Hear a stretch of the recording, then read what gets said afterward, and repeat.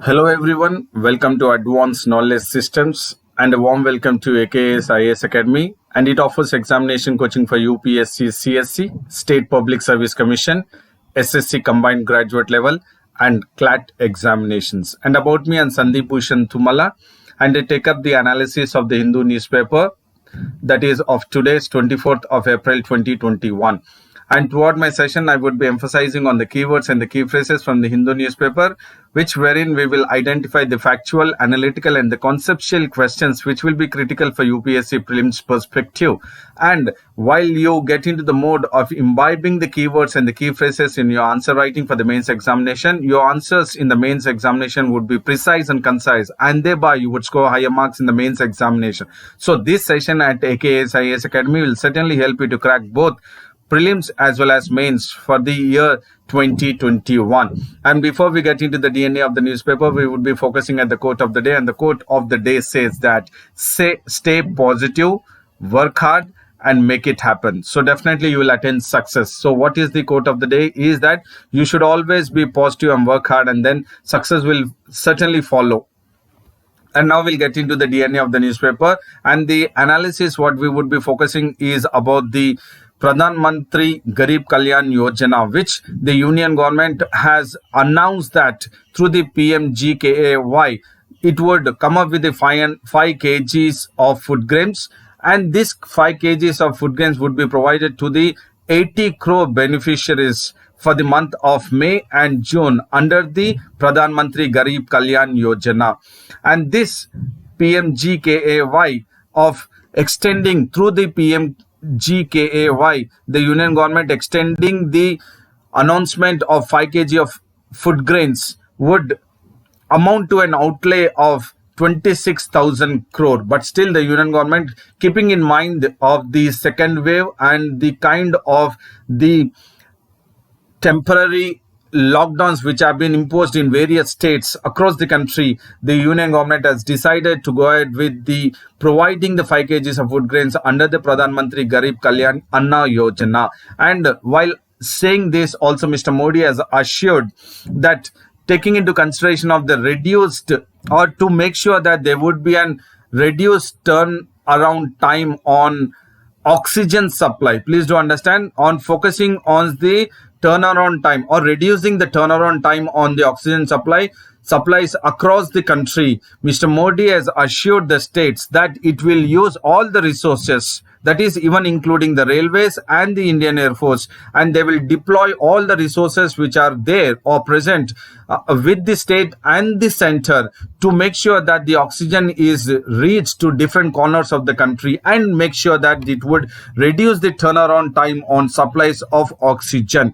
And Mr. Modi also has called for an unified approach. So definitely Mr. Modi is wanting to utilize all the resources which are available by the center and the states to make sure that the turnaround time should be reduced on supplies of oxygen. And not only that, the Mr. Modi is also wanting that there should be a unified approach, in dealing with the resource scarcity. And while going ahead with the unified approach to deal with the resource scarcities, we can tackle the first wave as we have done in the first wave of the COVID-19. The same kind of unified approach in making sure that handling or dealing with the resource scarcity will also make sure that we will also handle very successfully the second wave of COVID-19 in the country. And Mr. Modi has also urged the states in fighting for scarce oxygen. So that to fight against the scarce oxygen, Mr. Modi has urged to set up and coordination teams. So this is the third one which Mr. Modi is wanting, along with using or utilizing all the resources and then calling for an unified approach. And the third one is to set up a coordination team. And then this coordination team will allow free movement of tankers across the state borders, so that the states which are reeling under pressure for the shortage of the oxygen can fight for the scarce oxygen. And along with this, the Serum Institute of India has also announced in regards to its vaccine, that is Covishield vaccine, which it would be selling to the center at the rate of rupees 150 to 200 a dose to the center, and it would go ahead with providing the Covishield to the state government at the cost of 400 rupees per dose, and for the private entities it would cost 600 for the private entities. And this is the amount or the kind of the price which has been fixed to the center, state governments and the private entities by the Serum Institute of India for providing the Covishield vaccine. But there is certainly a hue and cry across the country by the various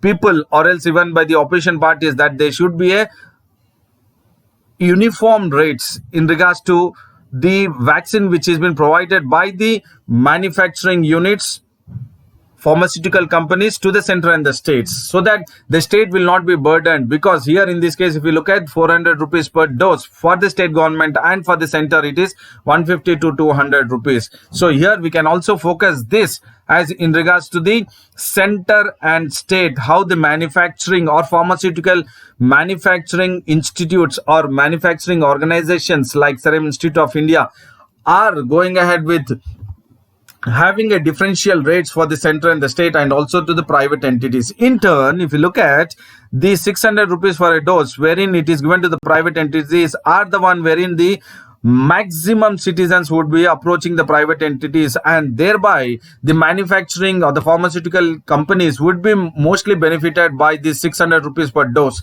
And this is the hue and cry against the central government by the opposition parties, and probably the central government has to, or the union government has to focus in making sure that the rates are not that different. When it comes to center, it is 150 to 200, and for the private entities it is 600. And now we will get into the another news, which is in regards to the Sterlite plant. And the Chief Justice of India is certainly pushing that the Sterlite plant, that is Vedanta Sterlite copper plant, should be reopened. And the Chief Justice of India, Shraddha Bobde, has voiced an anguish against the Tamil Nadu, because Tamil Nadu is objecting to the reopening of the Vedanta Sterlite copper plant in Tuticorin in Tamil Nadu, because it has been closed in the year 2018 due to the environmental pollution. That is, the Tamil Nadu government has shut the Vedanta Sterlite copper plant in the year 2018 because of the environmental pollution. And now the Tamil Nadu government is objecting for the reopening of the Vedanta Sterlite copper plant. Why this Chief Justice of India is voicing anguish against the Tamil Nadu objections to reopen the Vedanta Sterlite copper plant is because the Vedanta is now filed a petition that it would go ahead with, once it plant is reopened, it would produce medical oxygen and provide the medical oxygen free of cost to the COVID-19 patients across the country. And that is why the Chief Justice of India is wanting the reopening of the Vedanta Sterlite copper plant, which would make sure that the oxygen supply, which is of shortage across the country, would be provided by the Vedanta, the medical oxygen, and that would be at free of cost. So it is for the benefit of the people, and then that is the reason why the Chief Justice of India has voiced anguish at the Tamil Nadu's objection to the reopening of the Vedanta Sterlite copper plant in Tamil Nadu. And the Chief Justice of India has thundered, that is, he has raised the voice very strongly against the state, saying that the people in the country are in need of oxygen. And when the Tamil Nadu has a surplus of oxygen, then the Tamil Nadu government cannot say that they need not or they do not require the production of oxygen, but wherein the country is in need of oxygen. So definitely when Tamil Nadu is of having surplus of oxygen, the entire country is in need of oxygen, and there is a necessity that the Sterlite Vedanta's copper unit, copper plant should be reopened and it should produce oxygen. And every state which produces oxygen or uses should not be fixed to its own country or own state. That is, the country is in bad need of oxygen, and if at all any state in the country produces and uses the oxygen and still has its surplus of oxygen, then that has to be apportioned properly to the other states which are in scarce of oxygen. And it should not be that every state produces and uses up its own oxygen, but at the time of the situation that the country is in bad need of oxygen, that all the states should come together and they should work in tandem, that the state which is in shortage or scarce of oxygen should be provided from the state which is of having excess or surpluses of oxygen. And the Chief Justice of India has also said that the Constitution demands the material resources should be equally distributed all over the country. Look at it, the way the Chief Justice has put forward the kind of the Tamil Nadu's objection in reopening the Vedanta Stellite Copper Plant, saying that Tamil Nadu has surpluses of oxygen. But the Chief Justice of India, the Supreme Court of India, has made it very clear that the country is in bad need of oxygen. And when the states which are in scarce or shortage of oxygen, the states which are having the surplus should be in a position to supply or use that surplus oxygen to the states which are in need. And also the Constitution demands that the material resources should be equally distributed all over the country. And this is the statement made by the Chief Justice of India in regards to the reopening of the Vedanta Stellite Copper Plant, which it would wish to produce medical oxygen and provide it to the patients of the COVID-19 pandemic situation at free of cost. And there is a nod, that is an approval for a vaccine, antiviral vaccine, that is Virafin. So here again the Virafin is being given a nod, that is only for emergency use authorization. And here the one who has given the emergency use not for Virafin is the DCGI, that is Drug Controller General of India, on April 23rd, 2021, has granted the emergency use approval, this is a keyword, for the pharma major Zydus Cadila, which is in getting into the mode of producing the antiviral drug, that is Virafin. And this Virafin will treat the moderate COVID-19 patients, especially in the adults. And then definitely at the midst of the second wave, which is prevailing across the country and then creating a lot of chaos in regards to the morbidity and mortality of the patients, the Drug Controller General of India has felt that it is necessary to grant the emergency use of approval for the Zydus Cadila's antiviral drug, that is Virafin, which would treat moderate COVID-19 patients, especially in the adults. And the single dose subcutaneous, that is internal regimen on the antiviral Virafin.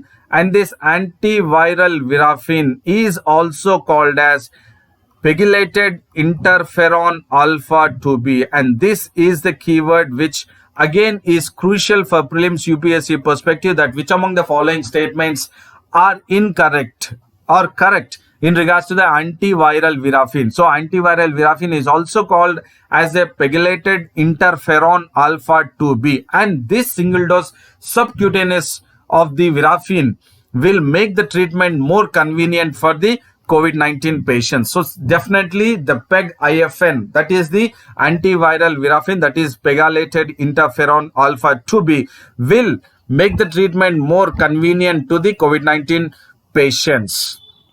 And now we will look at what are the safety profiles of the antiviral Virafin, which the Director Controller General of India has gone ahead with granting the emergency use authorization for the Virafin. And this is certainly a safety profile drug which is already used in treating people with chronic hepatitis B and C. Again, this is a keyword which is crucial for prelims perspective, because the antiviral Virafin is pegylated interferon alpha 2b. This is the first point if it is asked in the prelims. And about the antiviral Virafin, it is already used in treating people with the chronic hepatitis B and C. So this is the second point. If at all it is asked in the prelims by the UPSC that which among the following statements are correct in regards to the Virafin, antiviral Virafin. So it is a pegylated interferon alpha 2b, and it is already used in treating people with chronic hepatitis B and C. And therefore, this drug has been repurposed for treating moderate COVID-19 patients. And this Once this Virafin antiviral is administered during or early during COVID-19 symptoms, then the patient will recover faster and we would not see much of the complications in the COVID-19 patients. So these are the safety profiles which could be a probability of the question being asked in the prelims UPSC perspective. So I repeat once again, it is also called as pegylated interferon alpha 2b, and it is already used in treating people with chronic hepatitis B and C. So now we have seen that antiviral Virafin is also called as pegylated interferon alpha 2b. So this is the key phrase which we need to focus for UPSC prelims perspective, because there could be a question which would be framed by the UPSC not in regards to the antiviral Virafin, but it could be in regards to the which among the following statements are correct in regards to the term or the word keyword that is pegylated and the word interferon.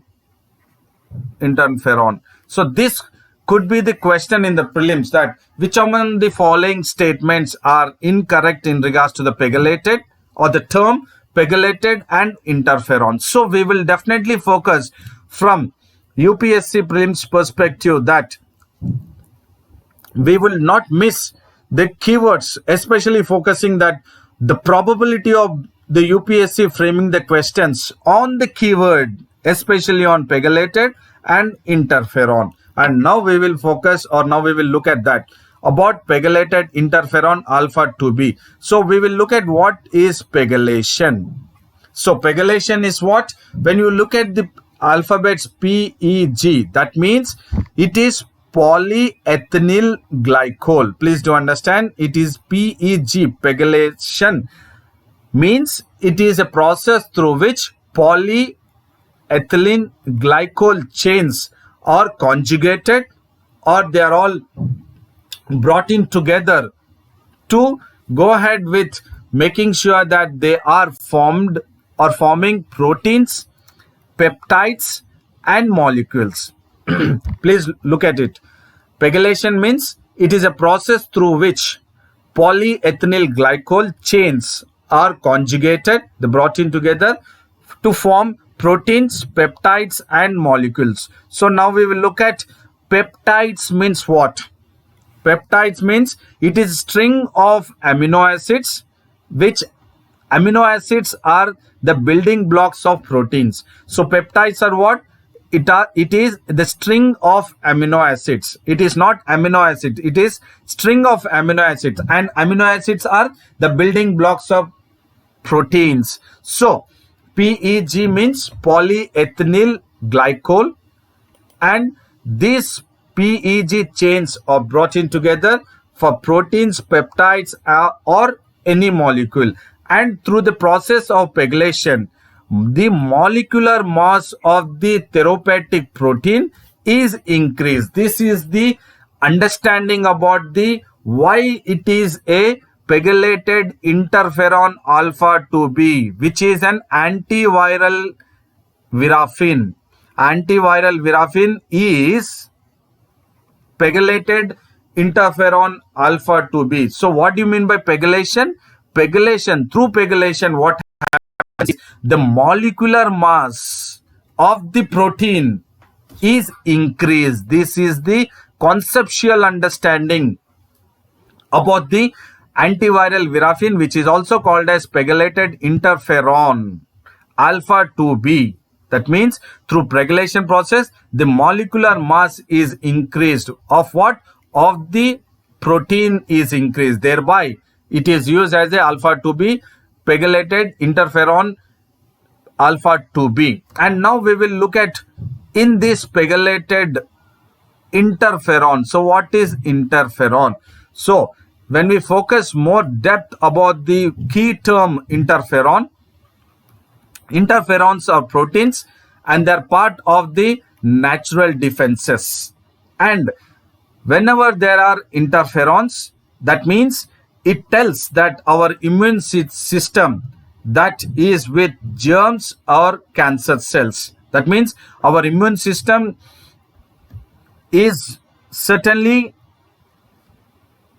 attacking or fighting with the germs and cancer cells in our body, and these interferons, they trigger the killer immune cells to fight against the invaders. Here invaders are the germs and the cancer cells, which are the invaders, and once it is in our body, the immune system will react and it will trigger the immune cells to fight against the invaders. And these interferons, they have got the names interferons because they interfere with the viruses and keep them away from multiplying. So what does the virus happen, especially in this case, the SARS-CoV-2 virus?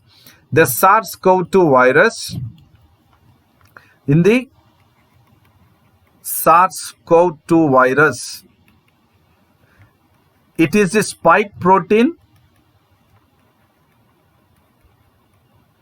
which interferes with the ACE receptor of the human cell.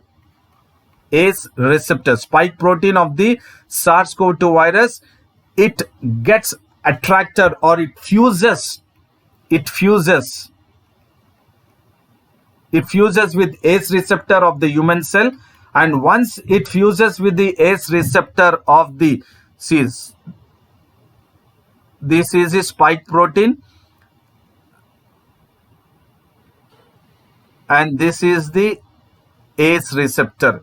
This is the ACE receptor of the human cell. This is a spike protein, and once it fuses or fixes with the ACE receptor of the human cell, it starts multiplying. And once it starts multiplying, the virus multiplies, and then it will make sure that it attacks the human cells. So what is that interferons doing here is, it interferes with the virus, that is here in this case the SARS-CoV-2 virus, which the spike protein is the one which fuses with the ACE receptor, and this interferes, or the interferons will interfere with the virus, and it will keep the virus from multiplying. That is what I said, it multiplies and it attacks the human cells. It reduces the human cells. So what the antiviral virafin does is, which is a pegylated interferon alpha 2b, this interferons interferes with the SARS-CoV-2 virus and keeps the spike protein which is fused with the ACE receptor to multiply, so that we can make sure that the human cells are protected. So this is about the better understanding about the antiviral virafin, which we have the two key terms, that is pegylation and interferons. Now we will move towards the another news, which is in regards to the Russia have started pulling back its troops from the Ukraine border. So if you look at the Russian troops started pulling back their troops to their permanent bases, which it has gone ahead with a massive buildup in Ukraine and western part of Russia.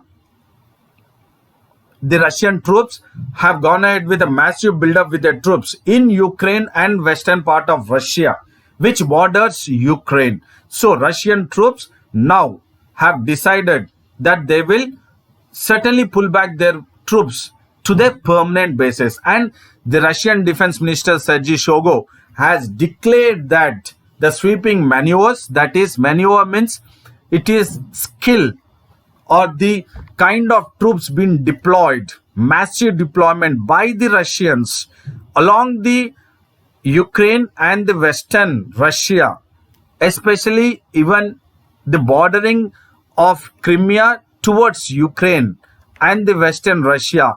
They have declared that they will pull back the troops, and this is the statement made by the Russian Defense Minister Sergei Shoigu.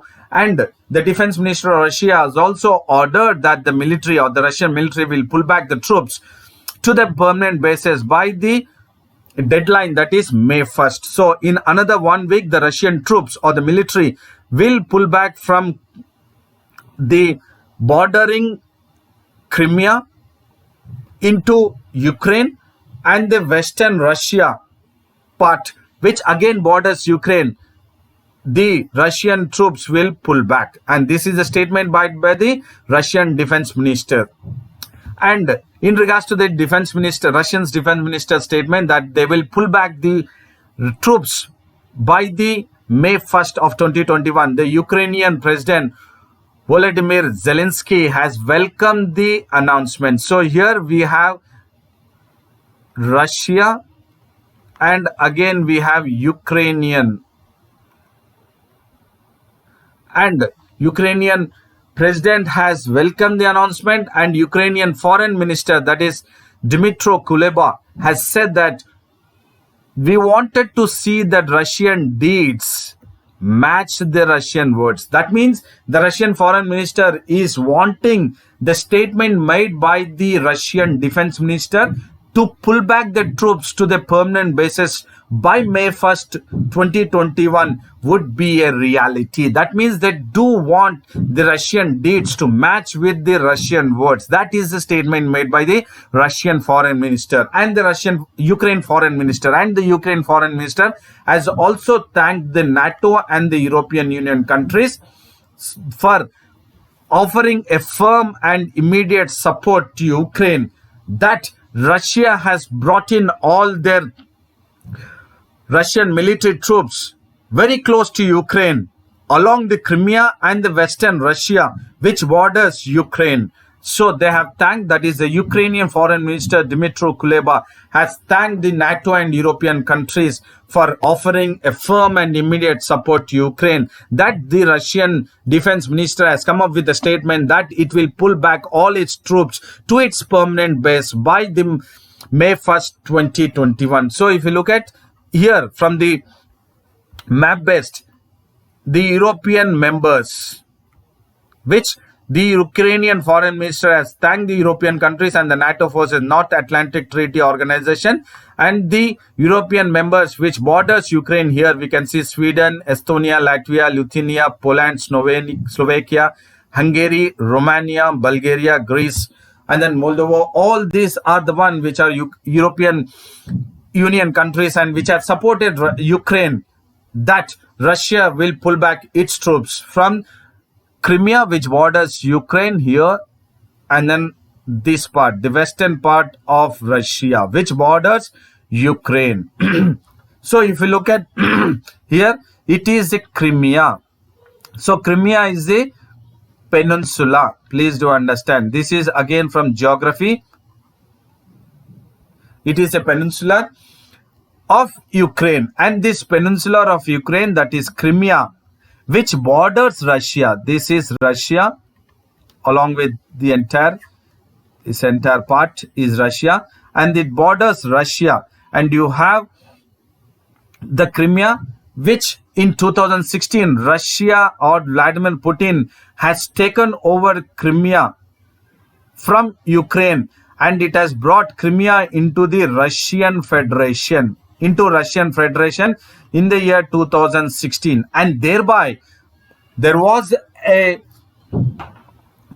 in the United Nations, UNO, there was a voting, but still Russia has taken over Crimea into Russian Federation, which is actually a peninsula of Ukraine. And thereby after that the US has gone ahead with imposing the economic sanctions on Russia, and it said that the European countries should not have any trade with Russia. And in turn, then Russia's economy has faltered, because Russia has much of its business, especially in regards to the gas, with European countries. When European countries were totally in regards to the accepting the economic sanctions put forth by the US onto the Russia, that European Union or any other country should not have trade with Russia, then Russia started looking at China. So this is a just little background which I am trying to provide you. And now we will move further, that what was the need for Russia to go ahead with taking over Crimea from Ukraine. because if you look at, because 60% of Crimea's population talk Russian language, and they also want to be part of Russia because their culture and the tradition matches with Russia. That is why Crimea wanted, or Crimean majority of the population wanted to be part of the Russia. So thereby Russia has taken over Crimea, and they have gone for a referendum, and they have almost put Crimea as part of the Russian Federation. And here Vladimir Putin has taken this call to take over Crimea, the peninsula of Ukraine, into Russian Federation because of the main port, that is Sevastopol. Please do understand this. This is the main reason that Russia was wanting to have its military presence or navy in the Sevastopol, that is in the Crimea, in the Black Sea. In the Black Sea, Sevastopol, its port in the Black Sea, because Sevastopol is the one which is strategically very important for Russia, because Sevastopol do not freeze for the entire 365 days. And this is the reason which is strategically very important for Russia to have its navy and military forces present in the Sevastopol port. That is why it has taken over Crimea. And we also have, for geography map based, Sea of Azov and Black Sea, which is bordering Ukraine, Crimea and Russia, Sea of Azov. And we have also seen that Russian defense minister has declared sweeping maneuvers of skill in Crimea and White Swaths, Western Russia, because these are the areas wherein the Ukraine is worried about, or the Russian troops have the massive buildup in the Ukraine border and western part of the Ukraine. And now we will focus that. So if you look at the Ukraine border is the peninsula here, and also the one which is bordering Ukraine is this Russia, if you look at. So you have the Russian forces in the western Russia, that is in Luhansk and Donetsk, and also in the one which we have seen in Voronezh Oblast. So these are the areas which the Russian defense minister has said that it will pull out its troops from the borders which are Ukraine, along the Crimea and the western Russia. So we can see the Russian military bases which are present in Crimea, in Donetsk, and then Lovochak, and then Luhansk also. So this along with Voronezh Oblast. So these are the areas which are causing concern for Ukraine. And once the Russian defense minister has taken this decision to pull out its troops by May 1st, 2021, Russian foreign minister has thanked the NATO and the European countries for their firm and immediate support to Ukraine. So this is the one which we are focused from Main's perspective, how Russia has taken over Crimea. And then since then, Russian forces have been bordering Ukraine from the Crimea side and from the western Russia side. So that is the cause of concern which the Ukraine president has had since long time. And now the Russian foreign or defense minister Sergei Shoigu has decided to pull the troops from Crimea and the western Russia to its permanent bases by May 1st, 2021. So this, as part of the international relations, you can certainly focus from Main's perspective. And now we will look at the another news in regards to the economy, that is, we will focus at the ways and means advances our credit. This is a keyword which the RBI has come up or decided to continue the existing interim ways and means advances, that is WMA scheme, taken up by the government or the finance ministry, and the RBI would wish to decide to continue the ways and means of advances scheme, which has a limit of 51,560 crore for all states and union territories, extending it to for another 6 months, that is up to September 30. Because of the COVID-19 pandemic situation, the RBI has decided to continue the WMA scheme. So this is the key word. WMA scheme is the keyword or the key phrase, that is ways and means advances, wherein the states can go ahead with the external borrowing, and then they can make sure that they would have its budget in place, so that it would make sure that it would have its developmental activities and the expenditure would be as per the want during the prevalence of COVID-19 pandemic situation.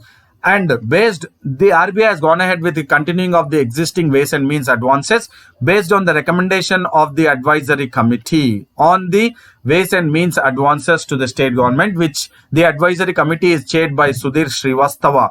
And then in regards to the recommendations by the advisory committee, RBI has revised the ways and means of advances scheme of states and union territories for another 6 months up to September 30, which the limit they have kept it with 51,560 crores, that is external borrowings. And in regards to the external borrowings by the states, the ways and means advances scheme is very important for prelims perspective in regards to the economy. And the ways and means advances limit arrived by the advisory committee is taken up based on the expenditure of the states and union territory, which is at 47,010 crores. So the rest, which is 51,560 crores, the remaining can be taken as the ways and means, that is external means borrowing, and then ways and means of advance, which they can make sure that they can have their expenditure in place, so that it would be useful for the states to handle the COVID-19 pandemic situation and also dealing with the other expenditure in regards to the developmental activities. And the RBI said that it would review the WMA limit depending upon the course of the pandemic and upon the impact of the economy. And there is another term which we need to focus, that is you as a civil servant aspirants, that the first one is the ways and means advances, and you have the another one called as the special drawing facility. So the special drawing facility, which is availed by the state governments or the union territories, this special drawing facilities, SDF, will continue, and this will continue to be linked with the quantum of the investments in the marketable securities which are issued by the government of India. And that is the investments in the marketable securities will also include the auction treasury bills. So these are the two keywords which are part of the special drawing facilities, which shall continue in regards to the state governments and the union territories, or in regards to the investments in marketable securities by the state governments or union territories, or in regards to the auction treasury bills by the state governments and union territories, will be deciding in regards to this special drawing facility by the state government. So here the keywords which you need to focus is the ways and means advances and the special drawing facilities are the two keywords which are crucial for prelims perspective in regards to the today's analysis of the newspaper in regards to economy, which the RBI has extended the WMA scheme for the states for another 6 months up to September 30. And I hope this session was informative, knowledgeable, and also very useful for mains and prelims perspective for UPSC. So I would say a very big thank you to all. Good luck to you all, and then do maintain consistency, stick to your schedule, and take care of your physical health and mental health. And do not forget to like the video, share the video, and subscribe the AKS IAS Academy English Medium YouTube channel, and also have access to the website and Telegram link of AKS IAS Academy. And then see you again tomorrow with the daily news analysis at AKS IAS Academy. Till then, thank you, goodbye, and then take care.